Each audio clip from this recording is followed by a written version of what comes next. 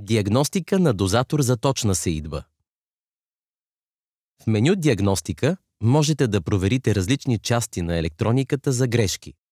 За да направите това, отидете на третата страница с софтуерни клавиши и натиснете този бутон.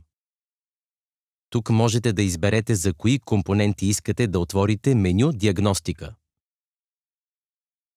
За диагностика на дозаторите за точна сеитба избираме компютрите за редове тук. Тук се показват всички съществуващи компютри за редове.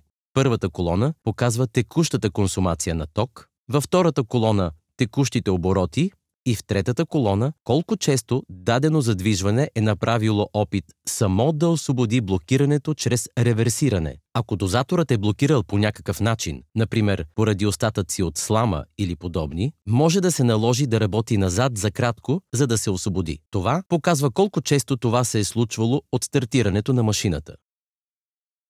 Редът, избран със стрелката, може да се стартира ръчно чрез този бутон. Тогава се показват и текущата консумация на ток, и текущите обороти.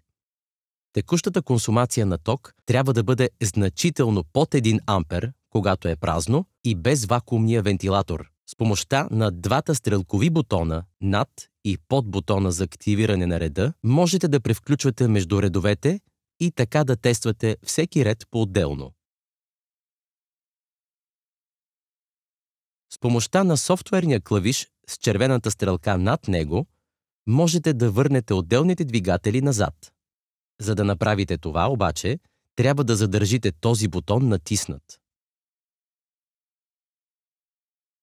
Горният софтуерен бутон показва софтуерния статус на отделните редови компютри. Ако натиснете дясната стрелка, се показват серийните номера и работните часове. Извитата стрелка в горната част винаги ви връща едно ниво назад. Този бутон може да се използва за пренасочване на компютрите за редове. Например, след като сте заменили отделни компоненти.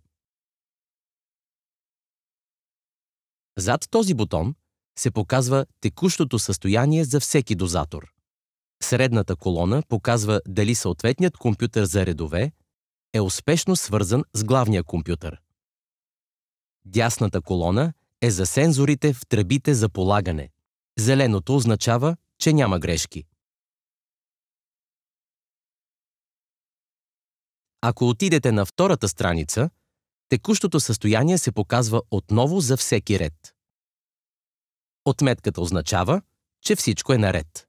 Различни символи ще се показват за различни грешки. Подробности за отделните статусни символи можете да намерите в инструкциите за експлоатация.